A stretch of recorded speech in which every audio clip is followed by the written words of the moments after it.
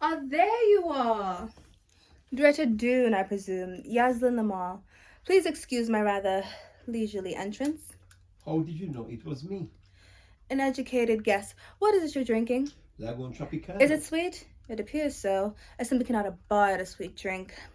How are you? Is everything all right? I'm fine. You don't seem quite yourself. I don't mean to imply anything untoward, my dear. I simply mean you look rather kept, a bit ruffled. People have been very nice. They have, you say?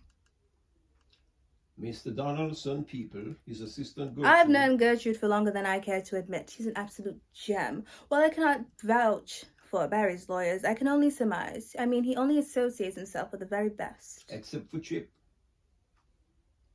Except for Trip, Dorota. Would it utterly shock you to discover that Mr. Donaldson is terribly mortified by recent events? He's positively ill with worry, mind you, not for himself, but rather for you. I called my mother back home. She said I should talk to a lawyer. My own lawyer, not one of Mr. Donaldson. Well, at the very least, allow him to recommend someone. Or allow me. I'd be more than happy to assist. I found someone. Excellent. And I won't be intimidated. Darling, who is it that's intimidating you? You know Mr. Donaldson.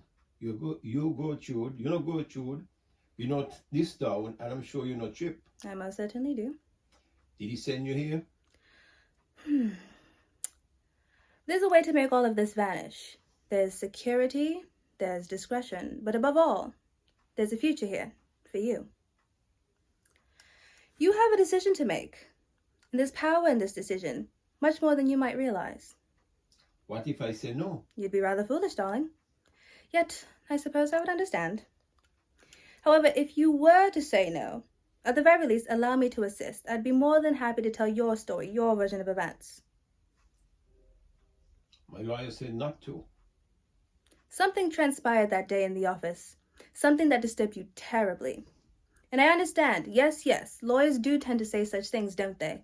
They prefer to keep things quite tidy. However, young men like Trip like to leave a bit of a mess, and when they do, they tend to talk to whoever will listen. Why? Because the first narrative that emerges, well, it tends to stick to one like tar. Why does Mr. Donaldson keep him around in the office? Can't he work elsewhere? One cannot choose one's family, least of all one's children. Can I trust you? No, Doretta, that is your weakness. Your weakness and your virtue packed in a tidy singular package. Does Mr. Donaldson trust you? It is his weakness as well, I suppose. Shall we begin?